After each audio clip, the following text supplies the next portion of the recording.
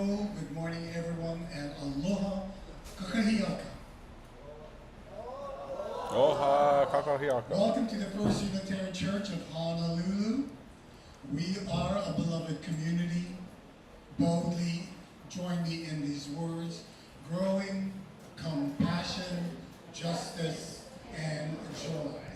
Whether in person or online, we are glad you are here. Let me and join me.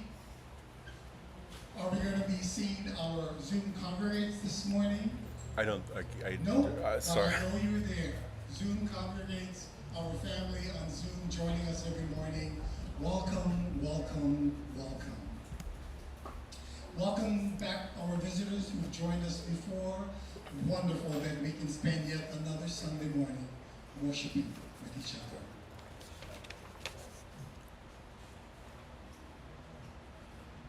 After the service, I'd like to invite everyone to please join us for light refreshments just down the hallway in the gallery so we can get to talk story and get to know each other better. There are no children this morning, am I correct? Oh, there are children. Are they upstairs already? Troy, where's your children? Okay, that's okay. Wherever they are welcome here. What's happening here? And that is fine. Look like they're safe and sound. And we are Can't ready figure out to what worship. is. My name is Gabe Tioganko. My pronouns are he, his. I have the honor of being your worship associate this morning, along with our guest speaker, Nico Lang, for whom I am very grateful. And I'd like to present Nico with a lay. Hi Sue, I'm trying to fix the sound. I'm not. And we'll do it Hawaiian style. I'm trying to fix it. You're welcome. Okay. Bye.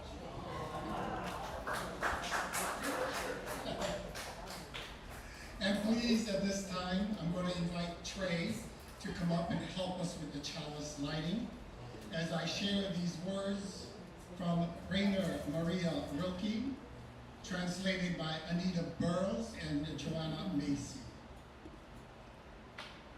You darkness of whom I am born, I love you more than the flame that limits the world to the circle it illumes and excludes all the rest.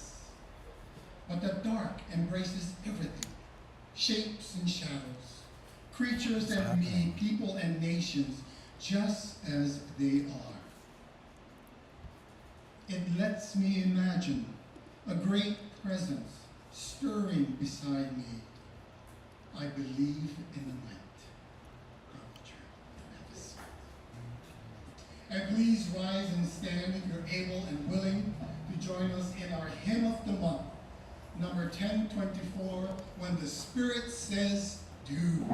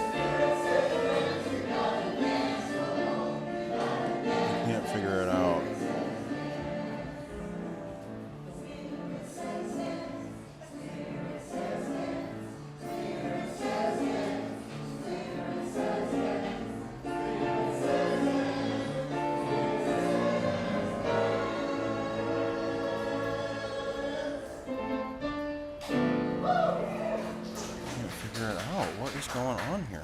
At this time of the service, we have a story for all ages. So if the children or anyone who feel like joining the circle up here in the front, our story today is entitled Kapai Mahu. Now Kapai, hold on before you start the video. The stones are located at the Waikiki Beach right next to the Honolulu Police Waikiki substation at the western end of the Kuhio Beach, just a few steps away from the famous Duke Kahanamoku statue. If you plan on visiting, or if you haven't visited, bring only your good intentions and leaving the site as you found it. The best way to honor the stones is through a gift of song, chant, and a prayer by sharing their story. Let me now present Kapai Mahu.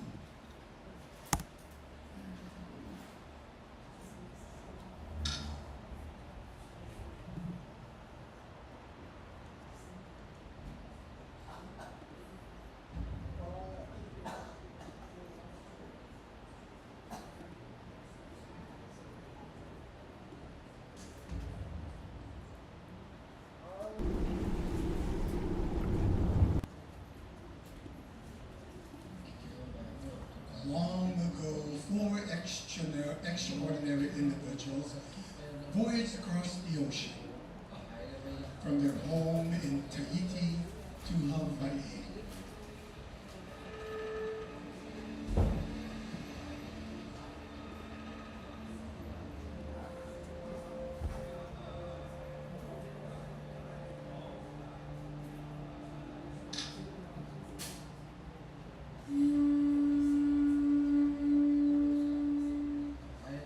They settled in Uluko in Waikiki.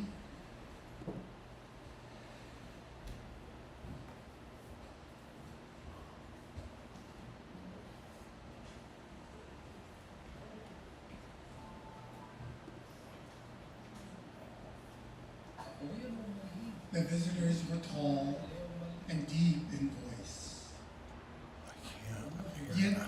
What the gentle fuck? and soft-spoken.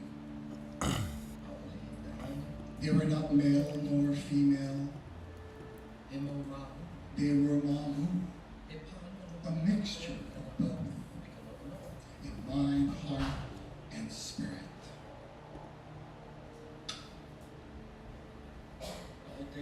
Indeed, the leader of the group was named Kapai Mahu.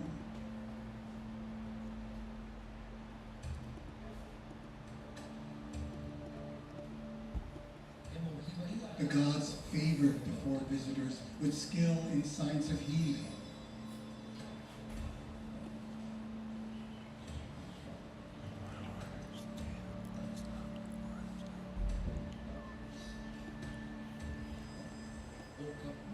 Kapuni possessed great spiritual power.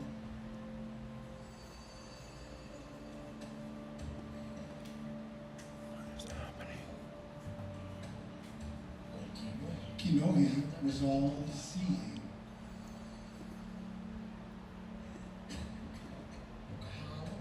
Kahaloa could heal from the fallen.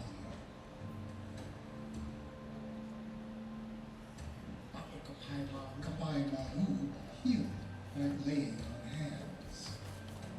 I can't figure it out. I can't get They bequeathed Sound their good. healing wisdom of the people of these islands.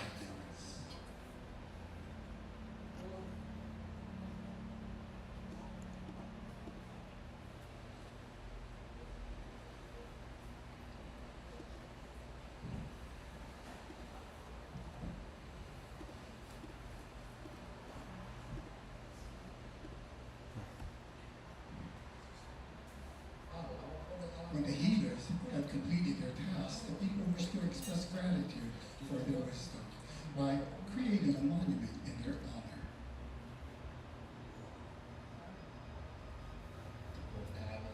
One moonless night, they gathered at Kaimuki, an area famous for its bell wreak.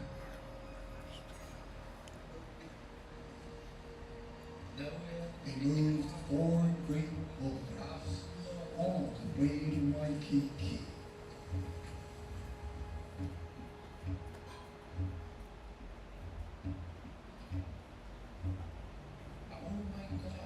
sun rose, the healers began to transfer their powers to the stone, placing idols of Mahu under each one.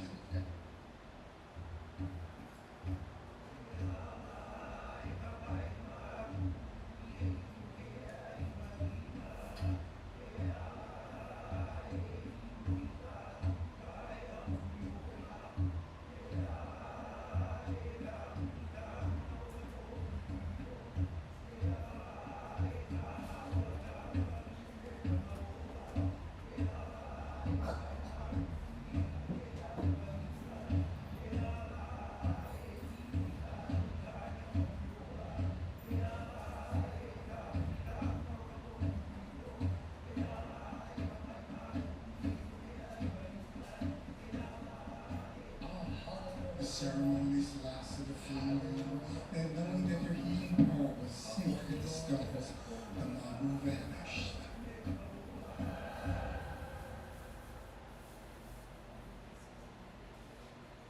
700 years later.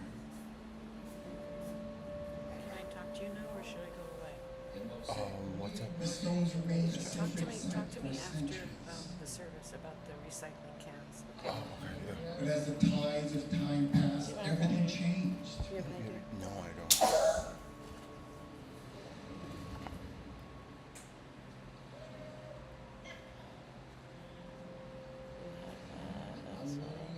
The stones of Kapai Mahu were forgotten, even buried under a bowling alley.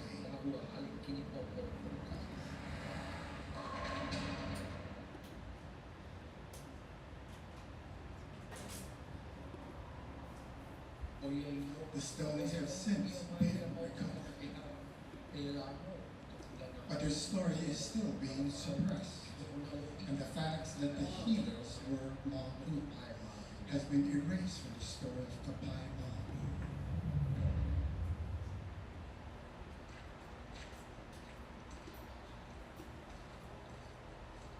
Mahu. Try that. It's great loss, a deep shame.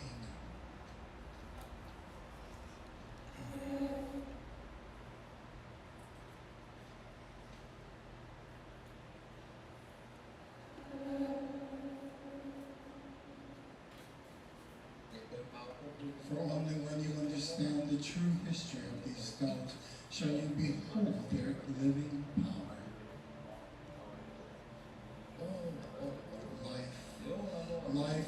Life to the story of Kapai Mahu.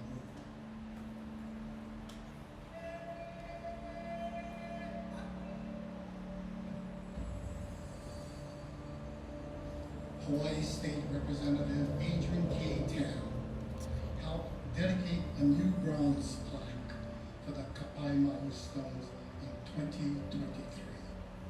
The new signage, which was officially unveiled on October 24th, 2023, marked the first time the stone's historically significance and a dual male and female spirit of the Mahu healers were fully acknowledged at the Waikiki site. He worked along cultural practitioners, historians, and the LGBT community to secure accurate representation to these stones, which honor four Mahu who brought the healing arts to Hawaii. Mahalo for listening.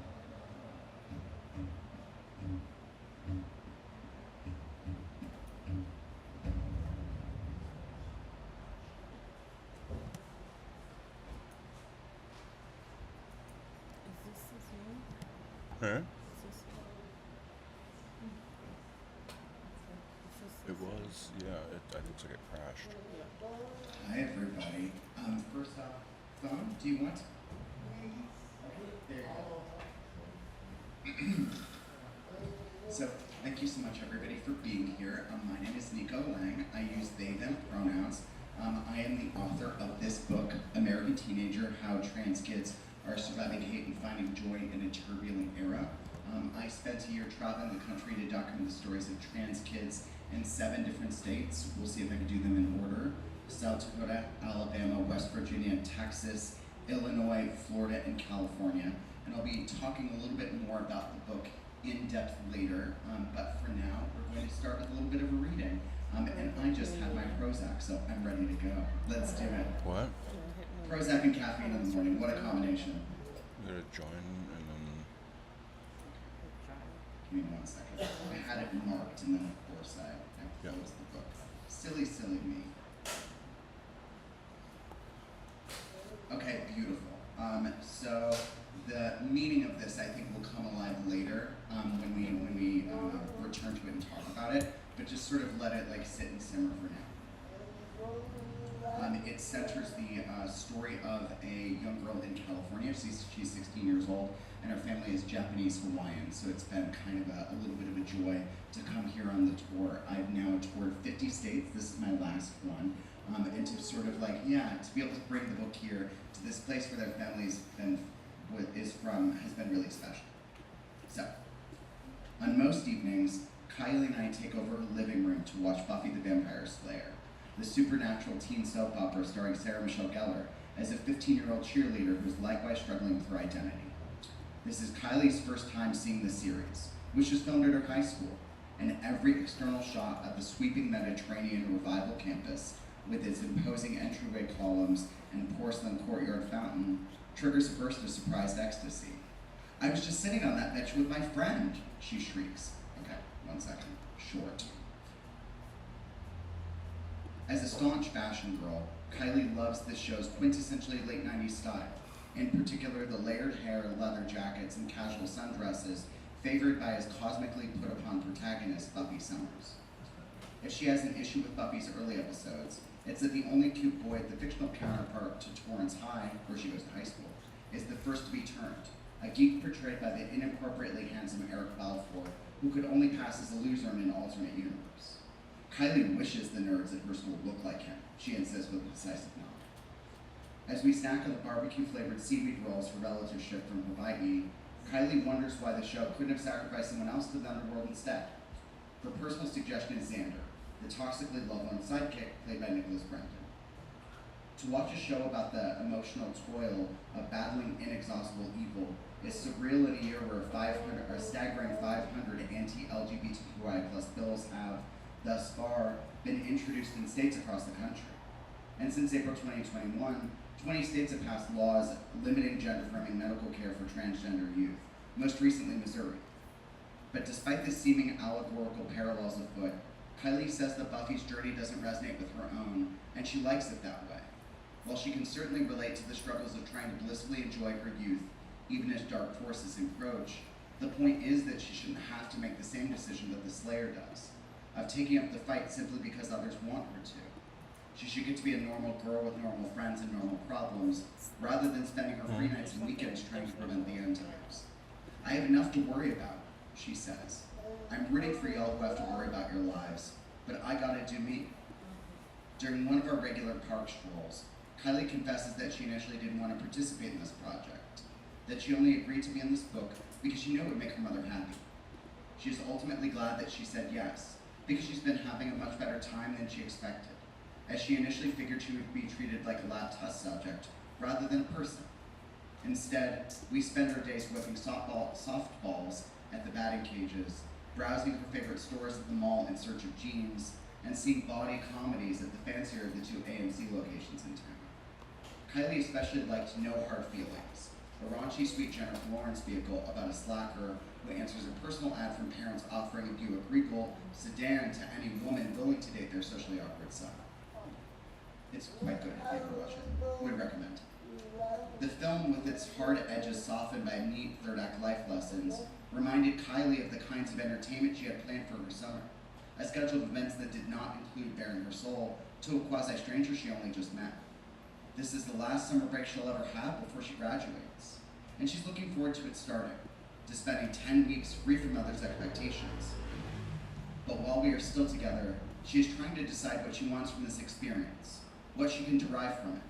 She would like to learn something about herself through the process, she thinks, to surprise herself with the emotions that rise from the depths. The question of what Kylie is feeling these days is one she doesn't know how to answer, its very contemplation overwhelming her as we sit together at a table in the park. She has spent so long trying to not think about this, to hide her vulnerability and avoid looking too far within, afraid of what she will find.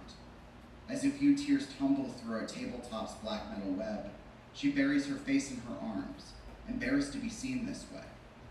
She is quiet for a long time before composing herself.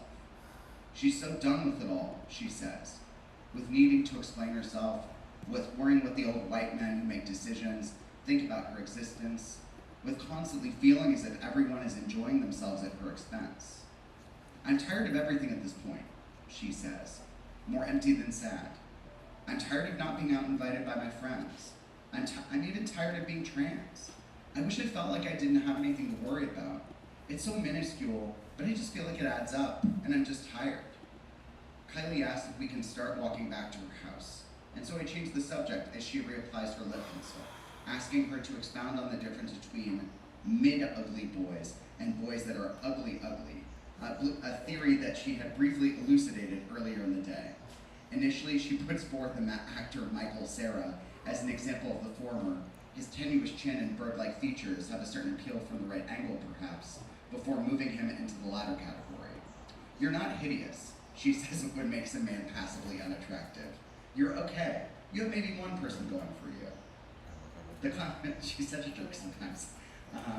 The conversation shifts, as it often does while recording the Kylie podcast, to a range of other topics. Her favorite episodes of the sci-fi series Black Mirror, why she never got into the unhinged Archie comic pastiche Riverdale, which of the neighbors have Trump signs in their yards. Sliding into her unmistakable, I've got juicy gossip voice. She says that there's a house that has an impeach Biden sign that the owners illuminate at night. Another home had security cams all over the property installed to make sure that no one stole their Trump gear. I was just like, take that down. And everyone else who walked by was like, take it down. And then he did, she tells me. While Kylie wants to get unstuck, she knows that there's no forcing it.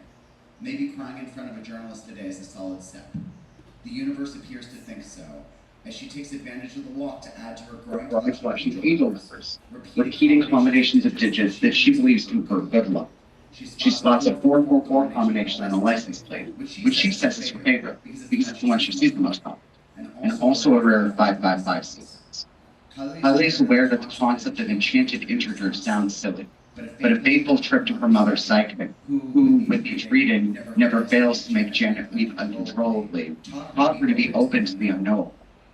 The medium wrote Kylie on a piece of paper with 3 stars, saying that she envisioned the celestial bodies floating above the girl's head. She then asked if the symbols meant anything.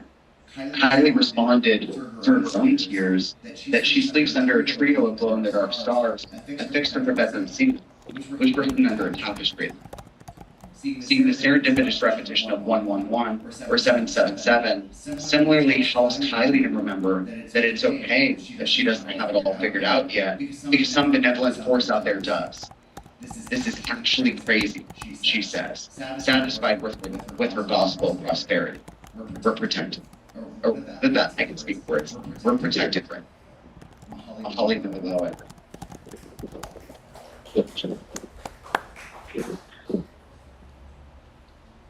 Thank you, Nico, and that's what's going on. I think that goal message is this time the service is our book of life I'd like to share with you. And this church, of course. Right?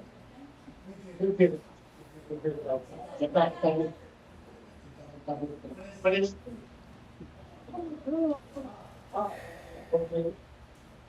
there's a print, and it looks like the song we're going to be sharing at this time is called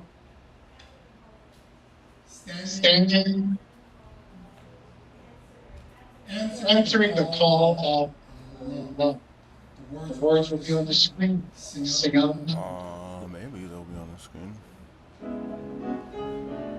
Rise and be choices. No, that's not it. No.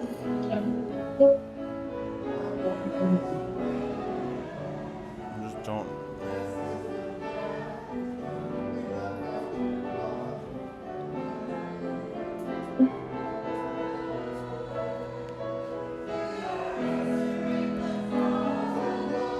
It's not. I don't have it here.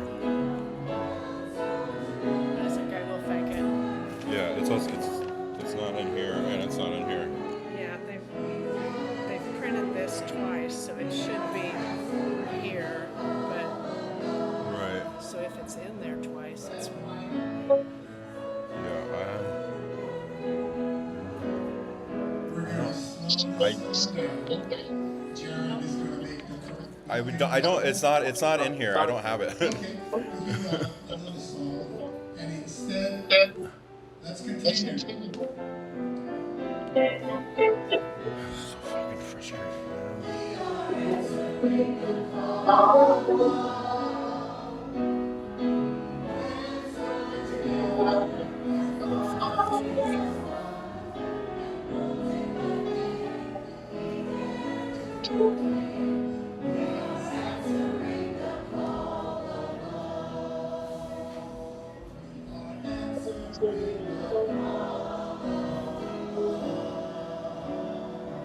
Give us a Strong love, ladies and gentlemen. We love Can you hold this and keep it out of our lives? the book of life.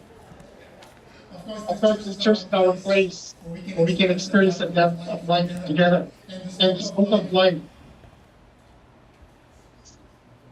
this book stands for the lives we share within this beloved community. I got the sound to work. Some of us, our joys and concerns are written in I this don't know what I book. did. Others see this book and know that they can share their joys and concerns freely with one another, perhaps while chatting in the gallery, maybe with Nico after the service, or with Deborah, Reverend Deborah, the charity. And now you can share your joys and concerns in our community newsletter and the website. We have no concerns in the book today, but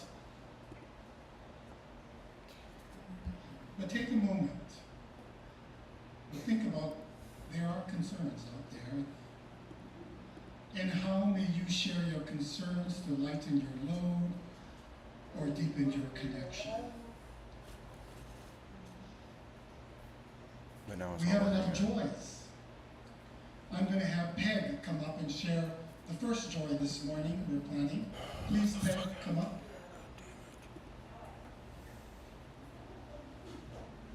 I am lucky enough to be the representative of our choir, and we just have a big, huge, heart full of thank yous to our wonderful choir director. Noe has brought us to new heights. We are so glad that she took from everything she knows about music and added in being our choir director. That's all the audio So we is just wanted to say huge thank you with lots of love.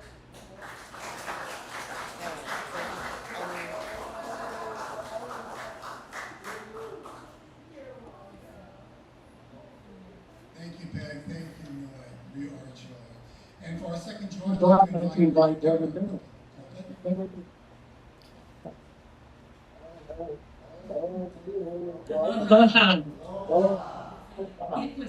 It was such a joy last February to find out about Nico and his book. And I ordered it from Audible, so I got to hear Nico read the whole book years. We planned for we talked to him on the phone and said, could you possibly come to Hawaii? And he said, yes. We were thrilled. And so then we thought, what can we do to expand knowledge of what he's pulled together in this amazing book? Brings examples of real lives to us. And so we reached out in the community to people who seemed like they were the best people to have a discussion. And we had a whole lot of them. And not only did we have Nico, it was a wonderful job. But we had Kim Coco, the very first state elected trainer in the United States.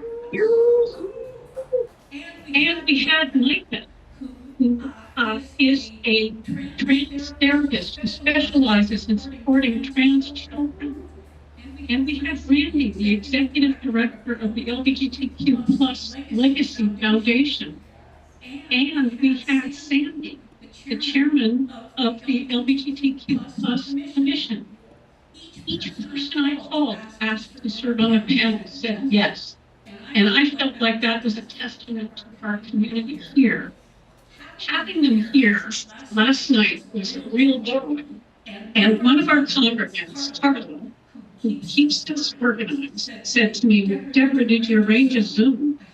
Not Zoom. Ian couldn't do it. Last minute, Karen stepped up, recorded it on Zoom, and broadcast it. So all those of you who missed the panel last night, which was really quite an amazing panel, you will be able to see it on Zoom, the Zoom video on YouTube or on our website. Read the newsletter this week and you'll be able to click the link into it. It felt like in this time of urgent, horrific divisiveness, these 5 people came shared their whole selves with us. And we were honored and unified. And that's what we want to do.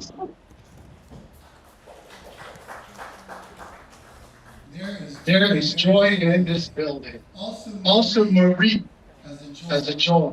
She is so proud of her transgender nephew, godchild, James Bernard.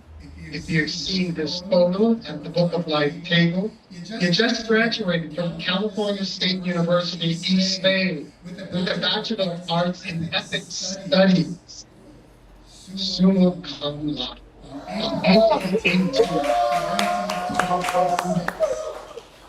James works at SAM, where he Pride Center as a transgender service specialist.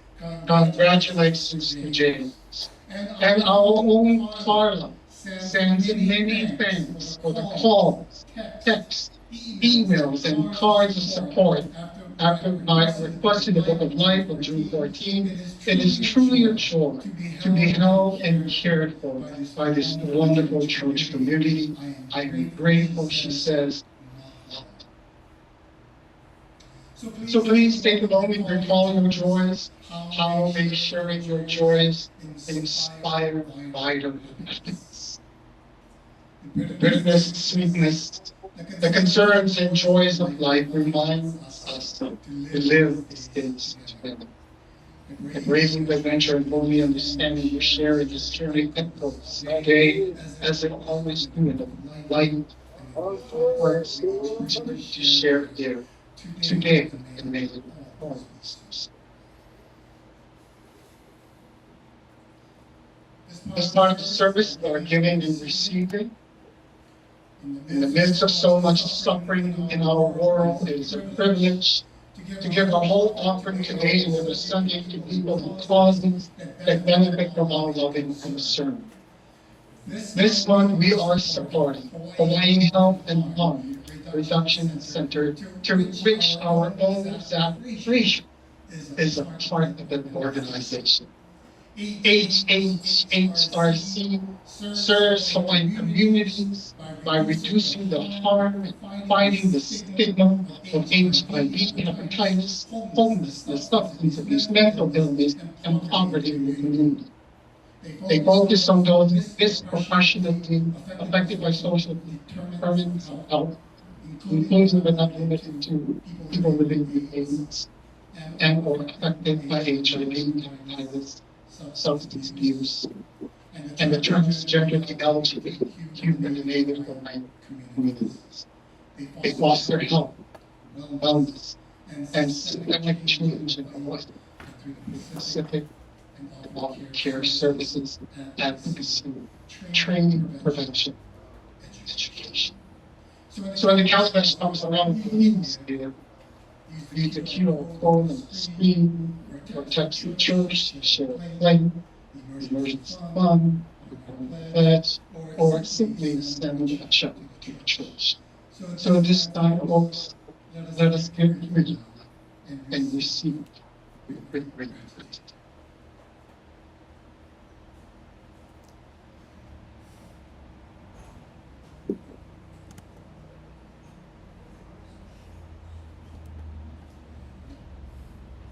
Hello, good morning. The choir will be singing Hey Aloha O. Good. I just wanted to briefly talk about it.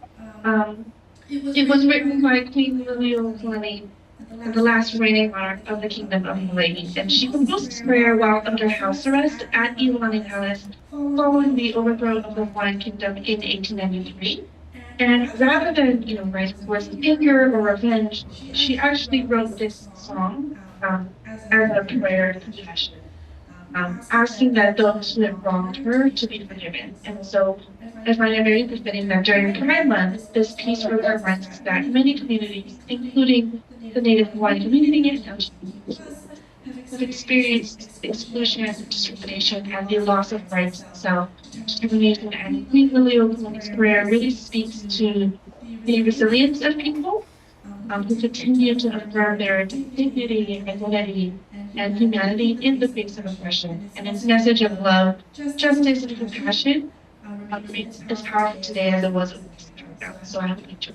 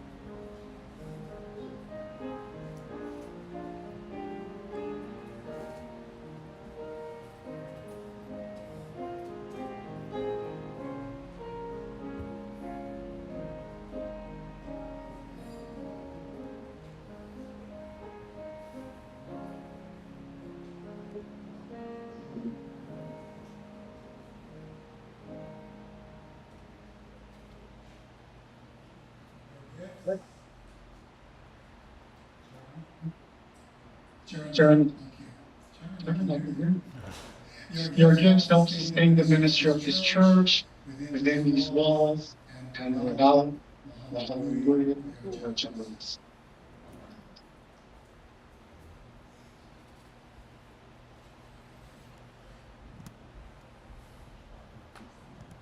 Hello, and everyone who brought my prop. Thank you again so much for having me. I just want to talk a little bit about what I read before. And it's funny, I sort of lied to Deborah a little bit, in that I said that I knew all along exactly what I was saying. She didn't have to worry about it at all. But during the discussion last night, the people here that was so wonderful, it sort of came to me exactly what I wanted to say this morning, based on a question that Coco had. It was really interesting because when she sat down, she eyed me for a second. She was like, I have a question that I want to ask you during the panel. I was like, oh, okay. And Kim is very cool and very polished and put together. So I was kind of scared. I was like, oh my God, is she going to read me to Phil? What's going to happen? And, at a certain point, she sort of turns to me during our discussion and she asked a little bit about my Kylie job.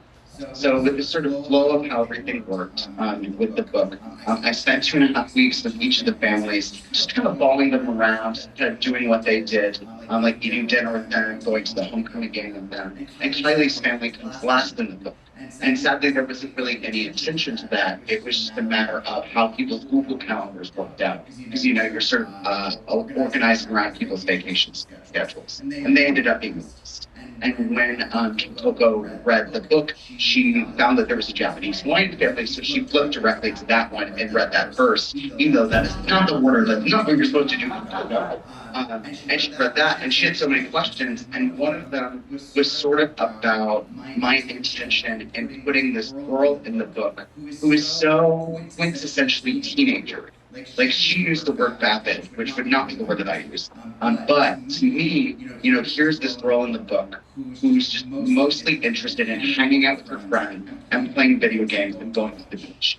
And I was very enamored of her actually, because the first time that she and I spoke, I would do these pre-interviews with families across the country, where I would just sit with them for like an hour and a half on Zoom, and just ask them about their lives, just really kind of get to know them in this very like free-flowing way.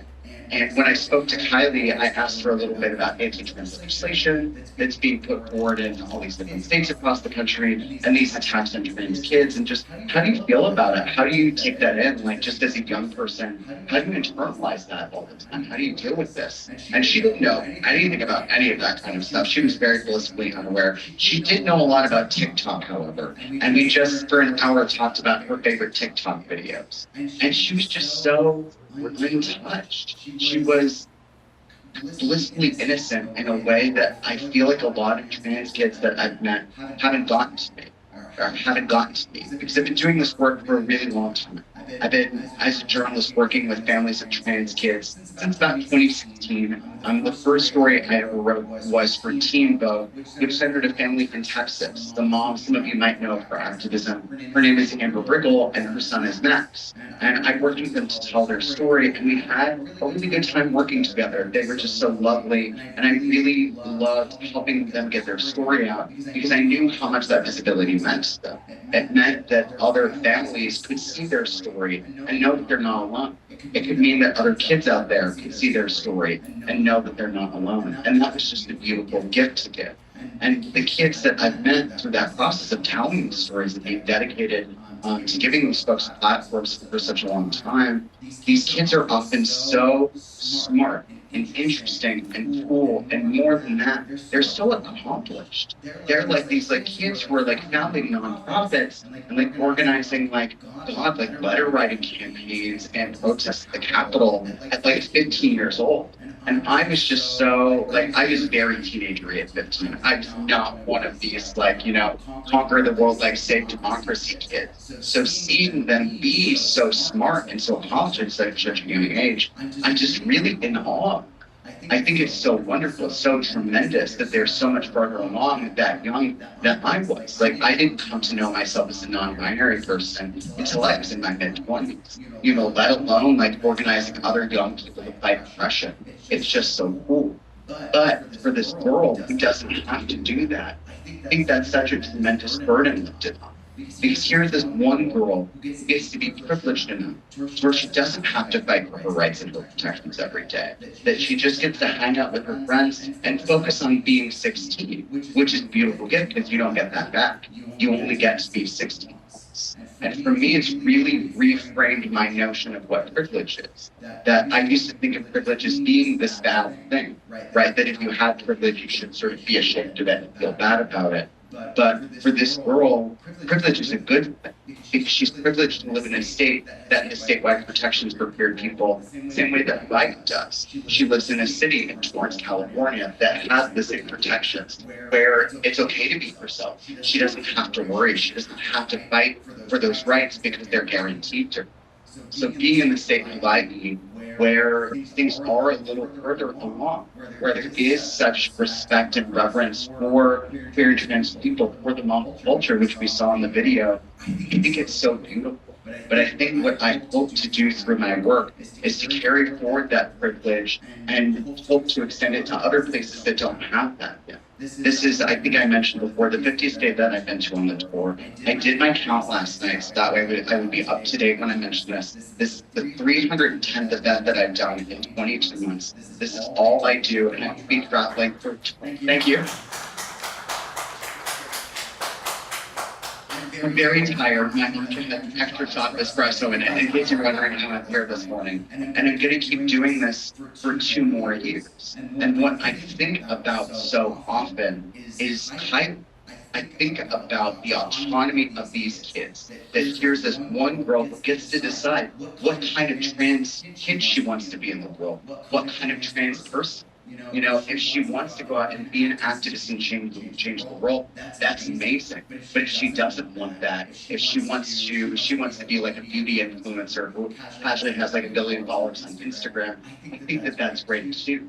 The problem is that so many of these kids haven't been given a choice, that they've been forced to fight tooth and nail for every right and protection that they have. And to me, those rights and protections, they're supposed to be innate. Our rights in this country are supposed to be innate. Our dignity is supposed to be innate. There's this idea of, life, liberty, and the pursuit of happiness. But I think our country has demonstrated over and over again that that's only for some people. Only some people get that. We've been talking this morning about Biden and the history of the state. We see that very much woven into the state's history. Right, that only some people get the choice of autonomy to determine what their own lives look like. Sometimes I say that with the book, I hope people see themselves in these kids. I hope that you read this book, please buy 1 million copies. And when you spend that time with these kids, that you see yourself in your life, that you identify with them, that it sort of breaks down this barrier between us and them. I think we have this idea sometimes that these kids are like demons or sea monsters, or they're these species that was started at the bottom of the ocean, not people who have lived on this earth the same way that we do, for decades, for millennia. But if you read this and you don't identify with them, if you don't see any part of your own life and struggle in theirs, I hope you love them the same way.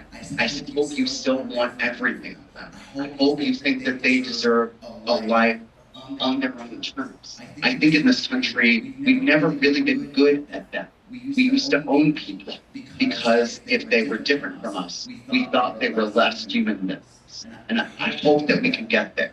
I hope that we can want differently for other people, that we can respect their choices that they make, even if they're not our own. And I think that there's a really special message in that being at a UU church. I was thinking about this morning, that I've started doing talks in a bunch of different denominations, and doing it in a Christian church, even if I'm sort of like, well, it's a whole thing. I grew up Catholic, so you don't want to hear about that, right? But that's really familiar to me, that message, that sort of worship space. But I have to say, UU space has been a little bit new, because it's just not an experience, it's not a history of my life. And during one of my first talks, I asked one of the pastors afterward, what does it teach? Like, what's sort of the core message? Like, what is even, how do you think about God? Like, when I leave, what am I supposed to take away? And they pulled out the finger, and when you get the finger, you're about to get a lesson. And she said, it's not about what I think, it's about what you think. And I think that's beautiful. And I wanted to lift that up, just to say thank you. Because creating this space that's really about the radical autonomy of every individual, that's about the selfhood of every individual, that's the incredibly beautiful thing. And I don't know if you all pat yourselves on the back enough for that, because lifting that up in this society, in this culture that is trying to erase us and exterminate us and take away our rights for ourselves. I'm just so grateful for that. So what I say,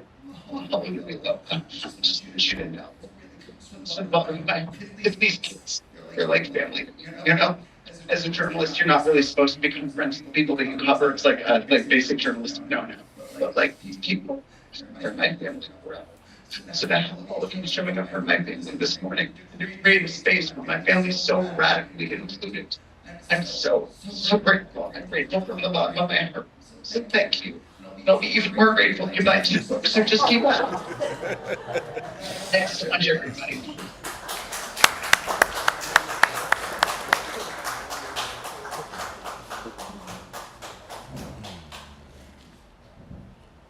Thank you for this message. You're doing amazing work, offering a platform for these families, for restoring. Crystal and I would like to offer an invitation that you're invited to join in as well. So at this time, I just want you to close your eyes, a comfortable place in your seat. Place your feet on the ground, your hands up to the floor position. Breathe in, breathe out.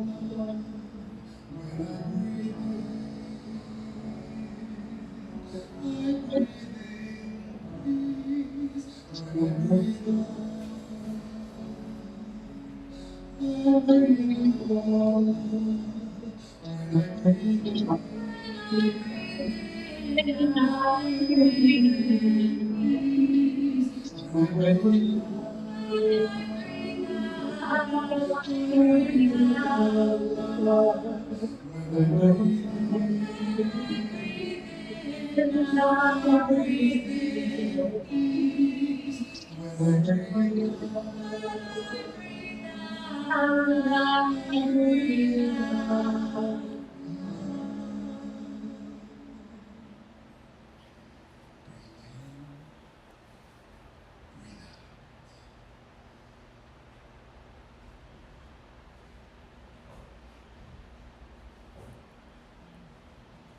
Remain seated while we sing hymn 1053. How could it be?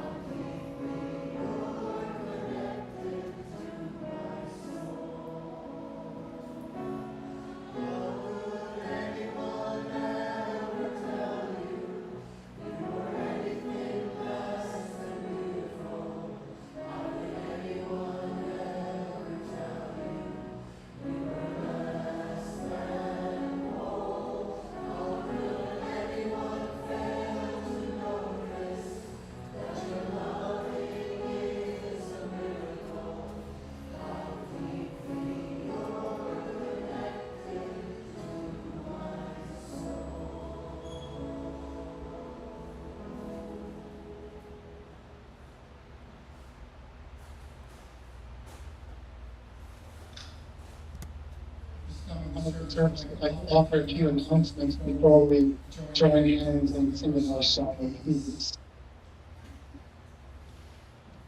You're aware of the panel that was here yesterday, and again, Nico will be in the gallery area. There's a table positioned there. If you're interested in purchasing the book, supporting this cause, and getting the message out. And the books are like that.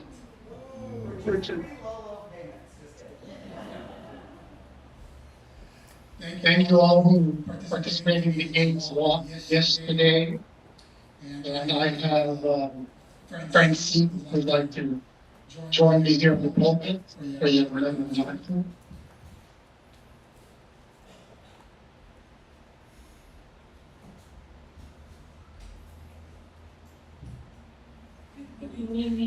We are going to be doing another collection of items, and this will be for Planned Parenthood for the month of July. So if you would like to donate these items,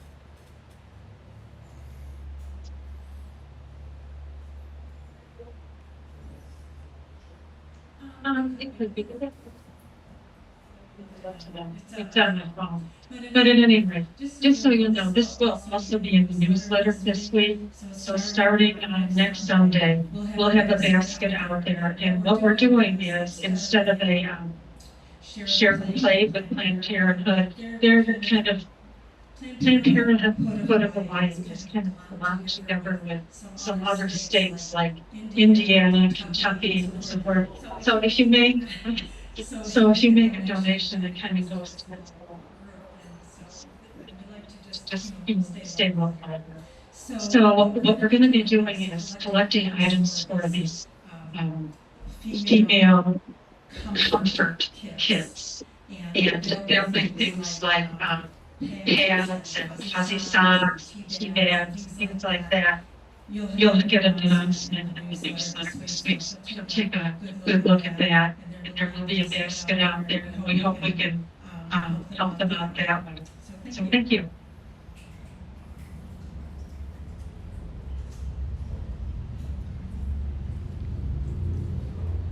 Thank you, Francine. And all channels extinguished. Nico offered the words for all channels extinguished. This training. Come up and turn the light on. Just leave it.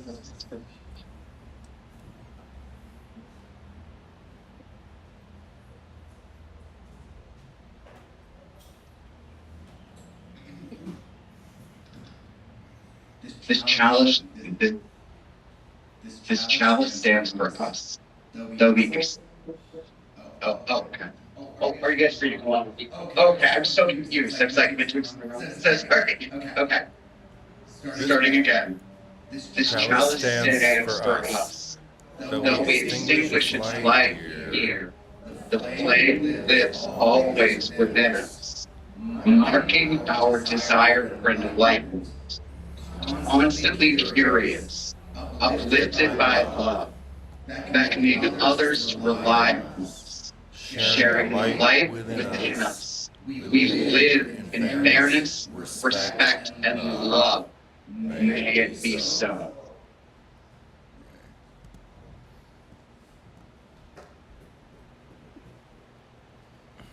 And at this time, would like everyone to please stand, form a circle, and ask before taking the room.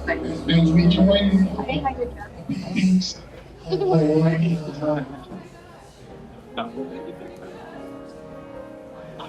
Thank you.